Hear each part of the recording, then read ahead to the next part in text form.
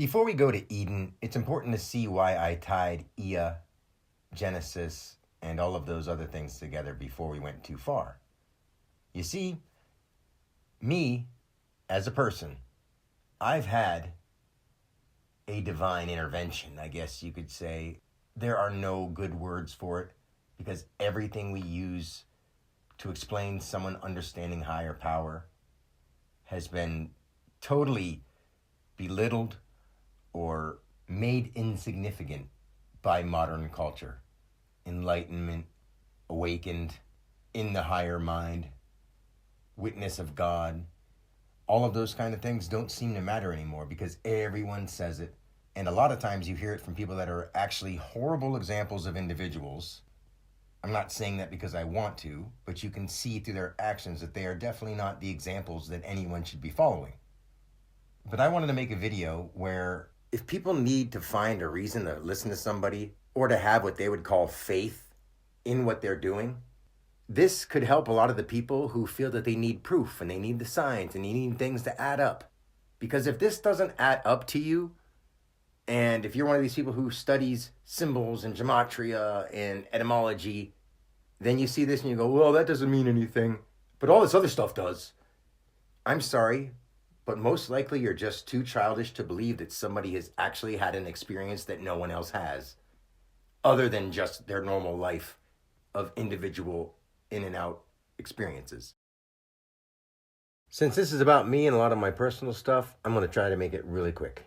Not because I don't want to put all the information, but because I don't like talking about me as an individual. It's not about me. It's about the message that I have for humanity. And the problem is, humanity has lost most of the humanity that we could possibly have. We have been taught to not care about ourselves and to actually think for ourselves.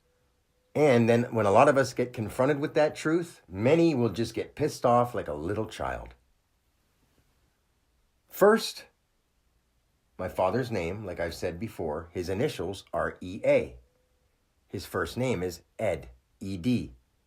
When you add up the letters of the word sun, S-U-N-N, that's 19 plus 21 plus 14 equals 54. If you turn that back into letters, that would be E-D, Ed. That's my dad's name. His parents were Dorothy and James. James happened to be a numbers runner, and Dorothy was kind of a witch herself. But may their souls rest in peace, and that's water under the bridge in this lifetime. Keep in mind that James the Just can mean brother or fellow man. Good old Jimmy. Moving on to my mother, her maiden name was Kathy Therese Paris. Many of us know that Paris is known as the city of love, and if you know what the word city means in spiritual terminology, city means power.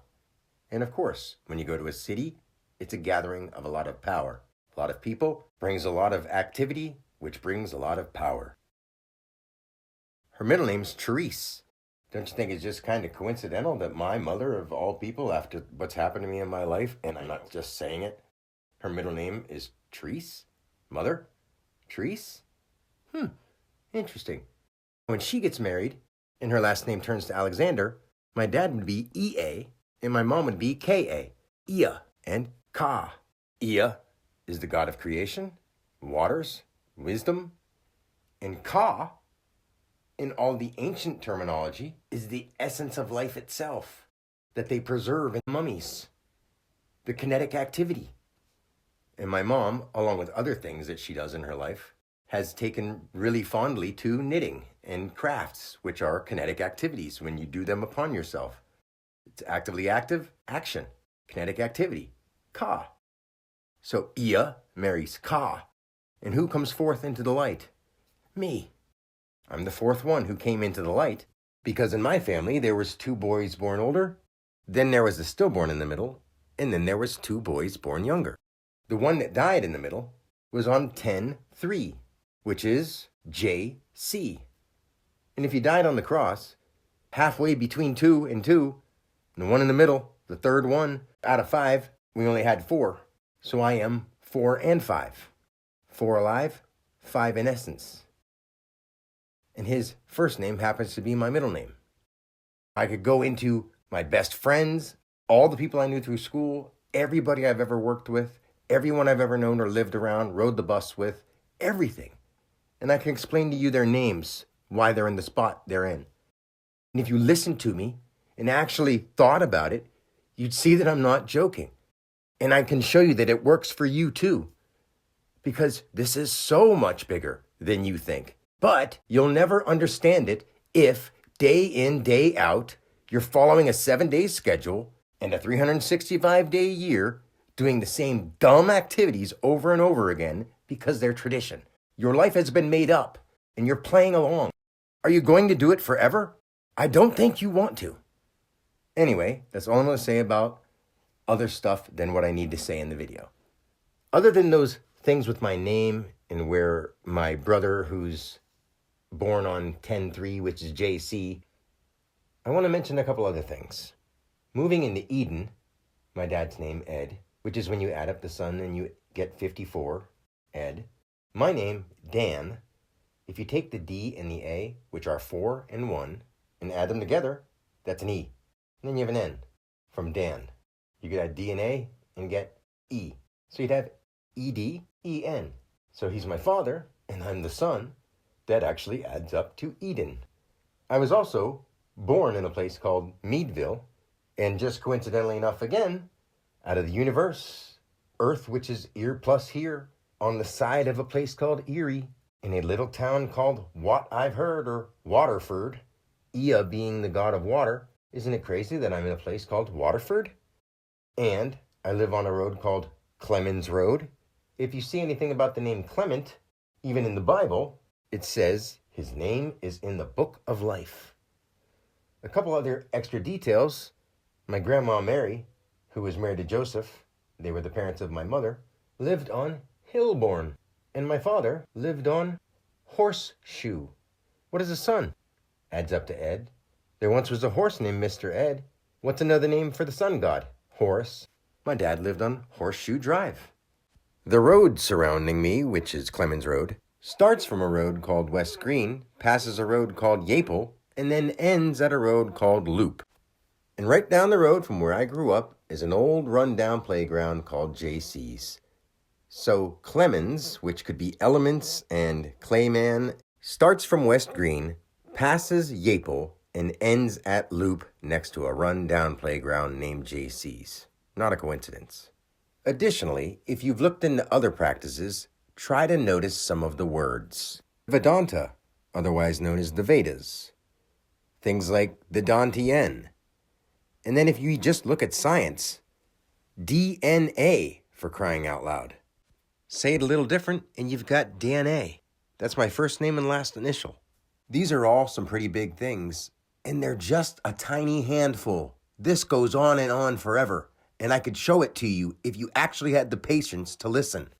I've been selected to show the world what we're here to do, and I've had an experience that no one else ever has and that no one else ever will. And all I've gotten is rejection. And I hate to say it, but it's because people are not pure. And no matter what, they'll say stupid stuff like, I've been more pure than you.